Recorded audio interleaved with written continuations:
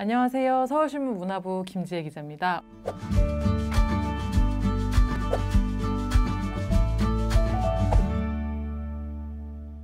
오늘 같이 나눠볼 드라마는요, 최근에 종영한 비밀의 숲 2입니다. 허백윤 기자와 이야기를 나눠보도록 하겠습니다. 반갑습니다. 네, 안녕하세요. 네, 지난번에 이어서 오늘 또 찬조 출연을 네, 감사합니다.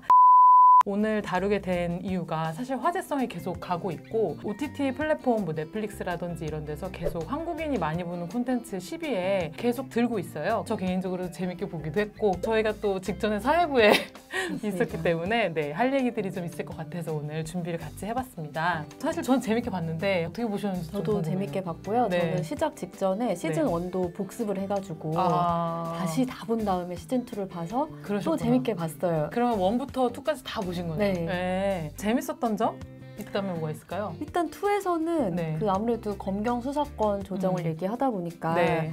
검찰과 경찰이 음. 이 신경전이 정말 노골적으로 그렇죠. 나왔잖아요. 네. 아주 극단적으로. 네. 그게 재밌었고 김사현, 뭐 우태하 이런 새로운 인물들도 나오고 네. 이제 원에 있었던 장건 형사 너무 경찰 같고 그쵸, 너무 검사 경찰이었죠. 같고 네. 아니, 실제로 김사현 검사 같은 검사 맞아요.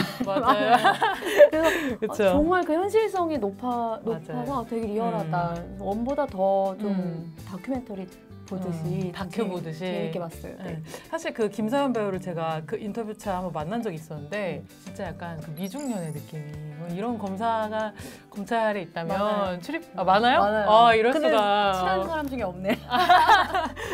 그래서 사실 그 이분이 그 법원 공판도 많이 가셨대요. 법조인들을 직접 그 느낌을 보기 위해서. 그래서 좀 진짜 검사 같은 느낌이 많이 살지 않았나 그런 생각이 들고, 사실 저도 비슷한 포인트에서 되게 재밌게 봤는데 너무 현실적인 느낌이 많이 났거든요. 맞아. 뭐 일선 경찰서라든지 검사방 이런 디테일한 부분들 너무 비슷하잖아요. 팻말 똑같아요. 네, 팻말 똑같고. 그래서 그런 것들이 굉장히 디테일을 너무 잘 살린 시즌2가 아니었나, 그런 것들을 보는 재미가 있었던 것 같아요. 박현석 감독 같은 경우에도 시즌2를 연출을 하면서 사실 조금 부담스러웠다.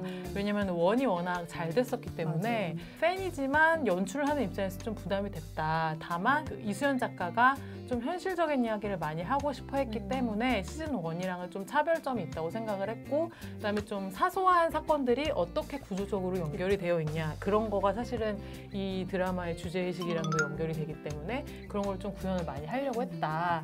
그런 인터뷰를 한 적이 있었습니다. 그리고 보통 네. 원에서는 검찰의 비리, 검사장 출신의 큰 비리가 나오는데 맞아요. 여기서는 이렇게 경찰서에서 일어나는 일들 그리고 뭐 이렇게 약간의 실종 사건, 물론 크지만 현실에서 일어날 수 없는 큰일이지만 그러니까 그런 여러 사건이 모인 게 좀 독특했어요. 그러니까 보통 네. 검경 수사권이다 뭐 이렇게 하면은 좀 뭐 정치인에 대한 그렇죠. 강압 수사라든지 그쵸. 뭐 이렇게 특정해서 하는 수사라든지 뭐 그런 게 나올 거라 생각했는데 맞아요. 굉장히 소소한 사건 어떻게 보면은 네, 그게 좀 독특하더라고요.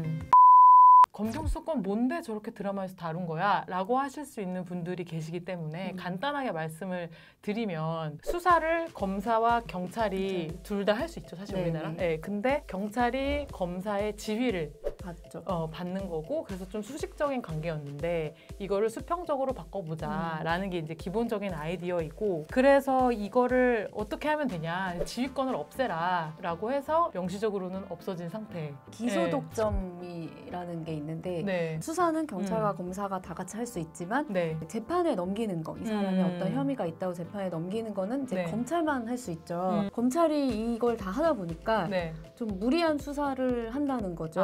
그리고 특히 이제 검찰이 수사하는 거는 어떤 뭐 특수수사라든지 권력형 수사라든지 뭐 기업이라든지 좀 큰 수사가 많은데 그래서 검찰이 기소권을 가졌던 건데 이제 모든 권한이 검찰에만 집중돼 있으니까 쏠리니까 검찰 내부의 문제를 누가 견제할 수도 없고 그러니까 이 기소권을 나누든가 뭐 이게 이제 경찰이 요구하는 거고 근데 그건 절대 나눌 수 없으니 이제 수사 지휘권만 일부 이렇게 그렇게 넘어갔죠. 이제 법이 개정이 됐고. 법이 개정이 됐죠. 공수처 얘기 요즘 많이 들어보셨을 것 같아요. 그러니까 공수처가 검찰의 권력을 좀 나누는, 권한을 나누는, 기소라든지 이런 부분을 일부 주면서 수사나 기소 이런 부분, 특히 이제 고위공직자를 수사할 수 있는 그런 처가 하나 생기는 거죠. 검사의 권력을 이제 분산하는 일종의 그런 장치로서 마련을 하는 게 이제 큰 틀의 검경 수사권 조정인데 드라마에서는 법 개정이 끝난 다음에 플레이가 되는 건데 그 전 단계를 다루는 거죠. 조정의 과정을 그 아예 전 단계를 좀 다루는 게 드라마에서 나오는 검경 수사권 조정의 내용이라고 보시면 될 것 같아요. 그래서 구강 액션이 너무 많다.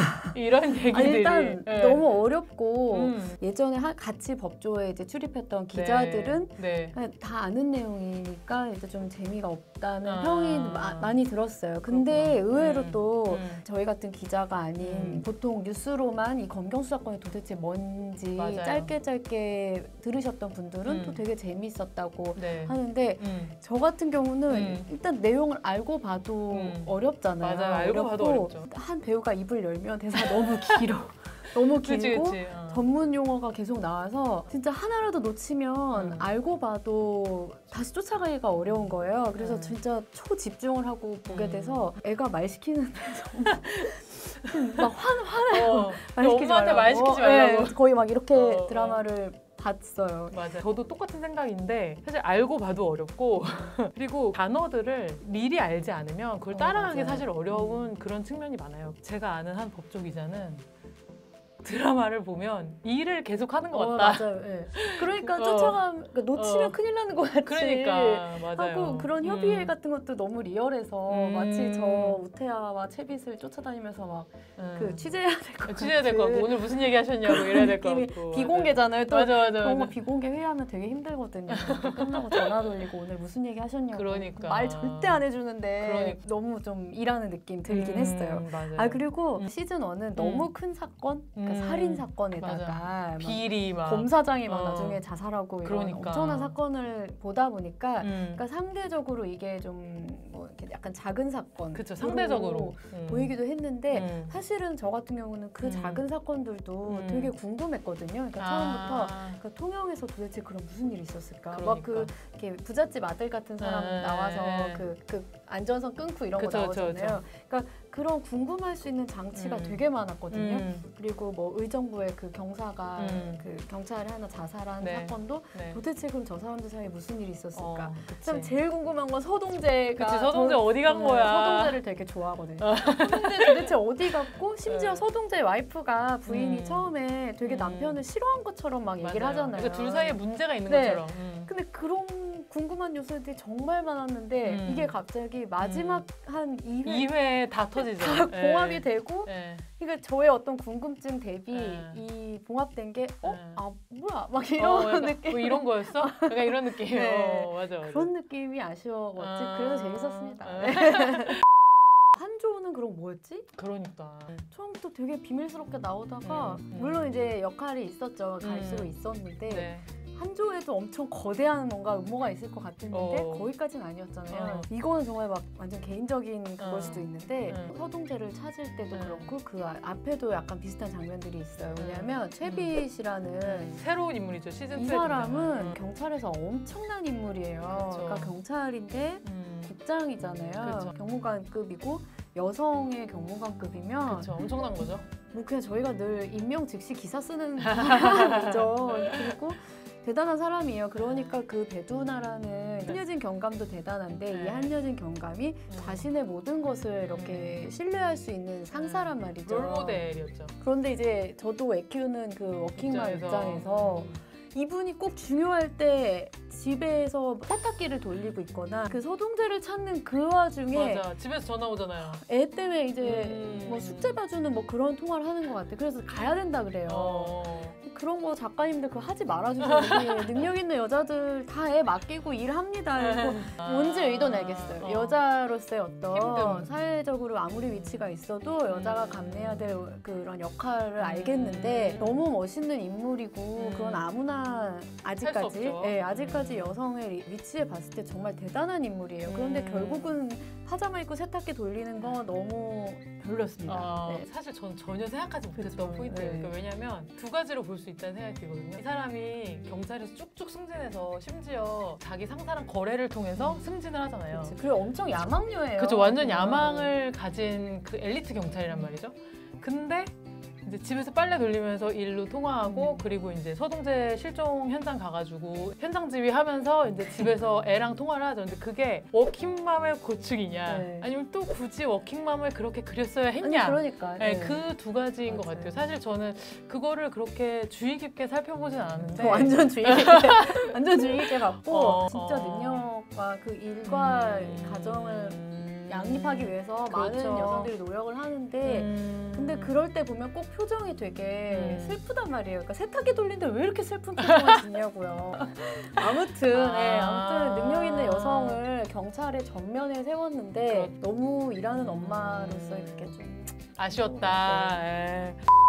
전 사회부 기자이자 현 문화부 기자로서 좀 재밌게 봤던 포인트들을 말씀을 드렸고 전관예우라든지 이런 부분도 좀 나와요. 그렇죠. 그 인상 깊었던 장면이 영장을 이제 치면 그러니까 경찰이 신청을 검찰에 하면 그렇죠. 검찰이 이거를 이제 받아줘서 법원에 이제 청구하는 개념인데요. 그거를 안 해주거나 영장을 청구했는데 그거를 법원에다가 기각시켜 달라고 고법 부장판사한테 전화를 해요.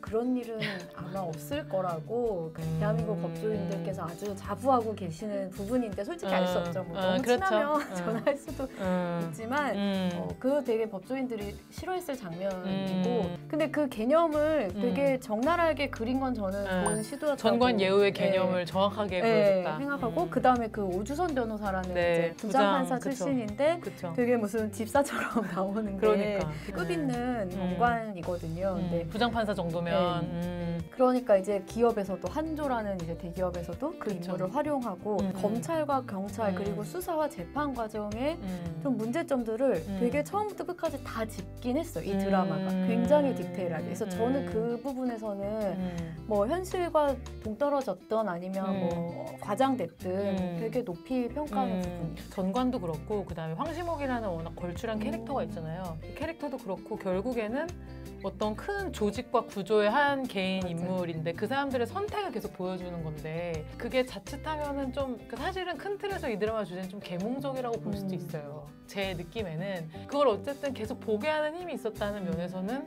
주목할 만했다. 그런 생각이 듭니다. 그 한효진도 마지막에 왕따 비슷하게 당하잖아요. 그렇죠. 그러니까 채빗을 그러니까 자기 상사를 날린 죄로 동료들한테 이렇게 좀 무시당하고 그게 현실이긴 하겠죠. 현실인데 너무 슬픈 현실이고 그리고 자칫하면 이렇게 바른 말하고 조승우 씨도 마찬가지고 황시목도 마찬가지고 조직의 문제를 잘못했을 때 이렇게 된다는 잘못된 메시지를 또 줄 수도 있고 뭐 여러 가지 어쩔 수 없는 현실이지만 또 그게 되게 부정적으로 그려질 수 있는 부분이기도 하죠.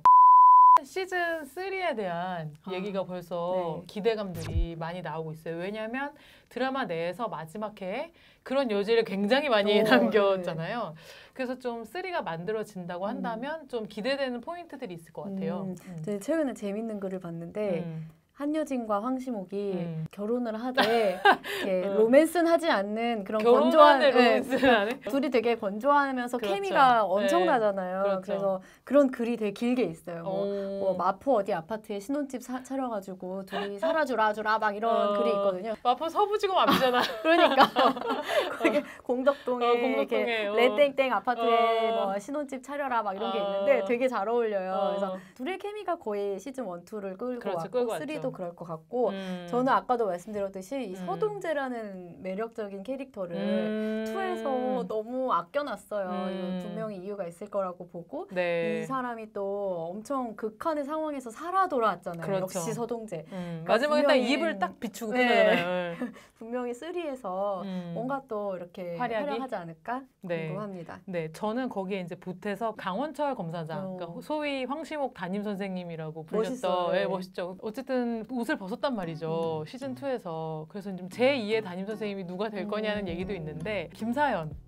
김영주 배우가 맡았던 김사현이 될 수도 있겠다라는 생각이 들어서 그 부분도 좀 기대가 되고 경찰의 입장에서 봤을 때는 최빛이나 한여진은 다 경찰대 출신의 엘리트란 말이죠. 소위 말하는 민중의 지팡이라는 경찰의 별명에 가장 밀접한 지구대의 얘기를 꺼냈기 때문에 그 시즌 3에서 그 지구대 사건이 지금 가잖아요. 의정부지검의 정민아 검사를 통해서 이게 이어지기 때문에 그런 일선의 경찰들, 그다음에 아까 저희가 언급했던 장건처럼 그 그 순경 출신의 어떤 반장님, 네, 반장님, 그렇죠. 반장님도 사실 거기 반장님도 그 순경 출신으로 지금 올라가는 거니까 그런 좀 다양한 경찰들에 대한 이야기도 나올 수 있으면 좋겠다라는 생각이 듭니다.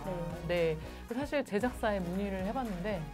가능성을 열어두고 있다라는 걸로 봐서는 좀 긍정적이지 않을까 싶고 다만 이게 시기가 뭐 시즌 1에서 2처럼 3년이 걸릴지 어쨌든 3년이든 2년이든 기다리는 사람들이 있고 제작사에서 뭐 가능성을 열어놓고 있는 상황이라면은 언젠간 나오지 않을까 네, 그런 생각이 들면서 오늘 요즘 뭐보이는 마치도록 하겠습니다. 여러분 시청해주셔서 감사드리고 구독, 좋아요 눌러주세요. 감사합니다.